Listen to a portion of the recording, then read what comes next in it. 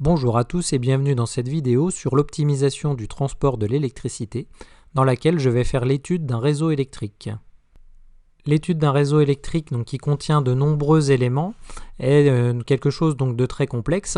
Juste pour illustrer une résolution en lien avec un réseau, nous allons partir avec une situation ici qui est un cas d'étude qui contiendra deux sources que l'on appelle S1 et S2 qui vont être tous les deux productrices de courant, respectivement I1 et I2.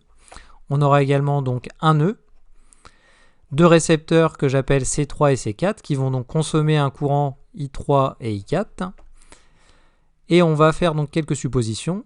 Première supposition, les courants ici seront tous continus et constants ici, surtout pour I3 et I4. I1 et I2 peuvent être réglés et c'est justement le but de cette résolution. Et ensuite, les fils vont avoir une résistance R1, R2, R3 et R4 constante pour chaque branche, qui va être en lien avec de l'effet Joule. Et les sources S1 et S2 vont être limitées en courant, c'est-à-dire qu'ils vont avoir un courant maximal qu'ils vont pouvoir fournir, que l'on nomme IM1 et IM2. Et enfin, les récepteurs C3 et C4, eux, vont consommer un courant qui sera constant. Donc I3 et I4 sont des valeurs constantes. Le schéma électrique associé à la situation d'étude est le suivant. J'ai ma source de courant ici, qui est un générateur GS1, ma deuxième source GS2, mon site consommateur que je représente par une résistance ici, RC3 et RC4. R1, R2, R3 et R4 représentent les résistances des fils. Et j'ai également placé l'intensité I1 générée par ma source, I2 par l'autre source. Et ces intensités sont limitées par IM1 et IM2. Et j'ai le courant constant I3 et I4 dans les résistances R3 et R4. Et I1 et I2 sont mis en rouge pour montrer que ce sont les deux seules grandeurs qui vont varier ici dans notre problème et qui sont les variables importantes à déterminer. Le graphe associé à ce réseau consiste à avoir deux nœuds, deux nœuds de départ qui sont les deux sources de courant, S1 et S2, deux nœuds d'arrivée qui sont les sites consommateurs C3 et C4, le nœud intermédiaire. On a le graphe suivant. Et si je place les intensités sur mon graphe, ici pondéré par les intensités, j'ai I1, I2, I3 et I4.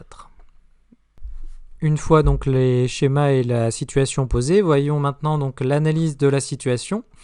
Dans notre réseau électrique, on va avoir des contraintes qui sont notamment l'intensité qui génère de l'effet Joule. Le passage d'un courant électrique dans un fil provoque de l'effet Joule.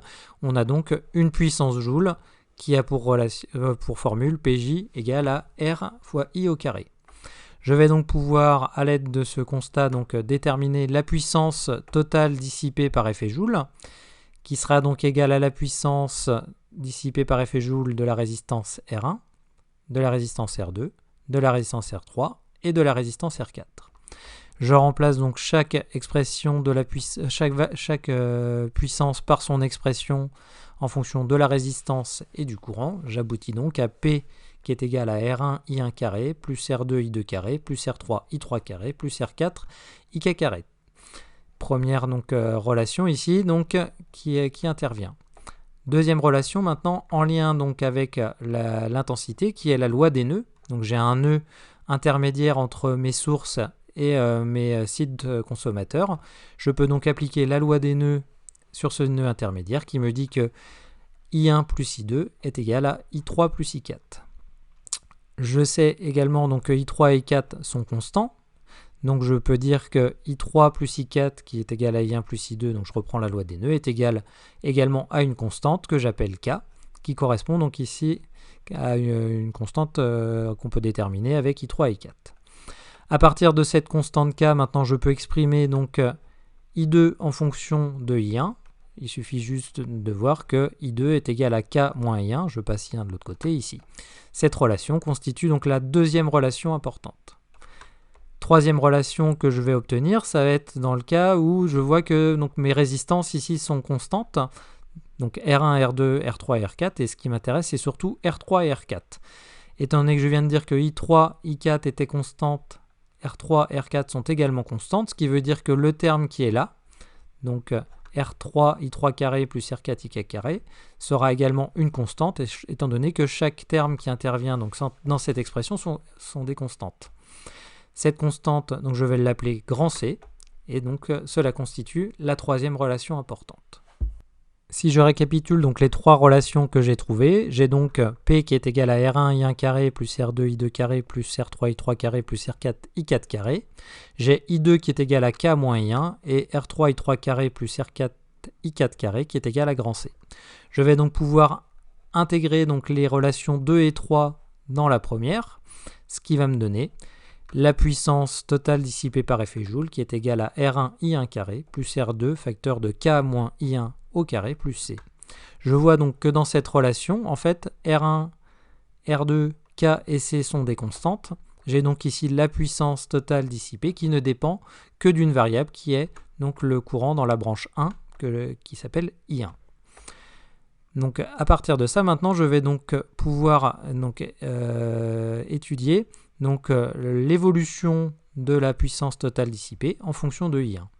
Il faut maintenant donc regarder quel est l'intervalle de variation possible pour I1.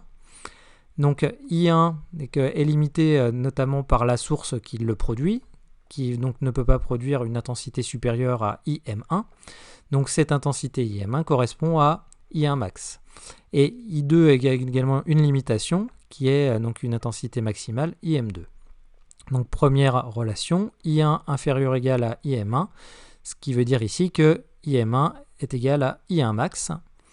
Ensuite, je sais que I2 est égal à K moins I1, donc j'ai également I1 qui est égal à K moins I2, et K étant I3 plus I4, ce qui veut dire que quand j'ai I2 maximal, cela correspond à I1 minimal. On a donc I1 qui sera supérieur ou égal à K moins IM2, qui correspond ici donc à I1 minimal.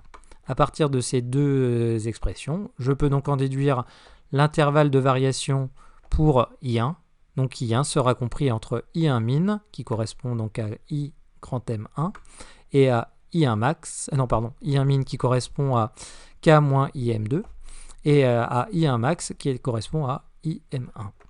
Donc l'objectif consistera à avoir la puissance dissipée par effet Joule la plus petite possible, ce qui revient donc à minimiser les contraintes en ayant donc les pertes par effet Joule les plus faibles.